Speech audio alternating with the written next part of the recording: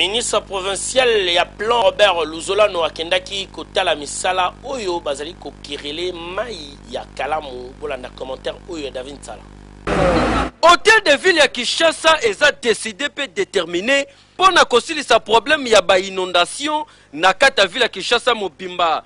Misala oyo ministre provincial ya plan pe reconstruction Robert Luzolano alansaki ekomi kobota deja mbuma parce que mai ezali lisusu kotonda na pembeni ya ba rivière ndenge ezalaki kala te. Misala ya kirage ya rivière Kalamu ebandaki kobana na Pombo Kasa, Pombo Ngolo, ti sikoyo bakoti ti na liboso ya tata Raphaël epai wapi misala ezali kokende na vitesse ya kosakana te.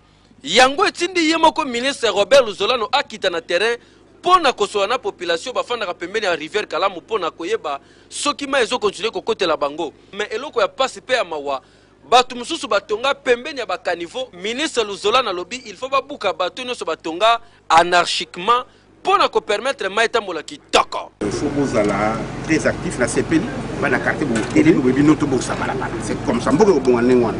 Gouverneur a kokita titi ya kosala bisala mbapo. Loko o amike mike bo sali bino moko. Est-ce que mutapisi bino mbongo? Sali bino. Hôtel de ville ya Kinshasa balobi bakosuka wana te.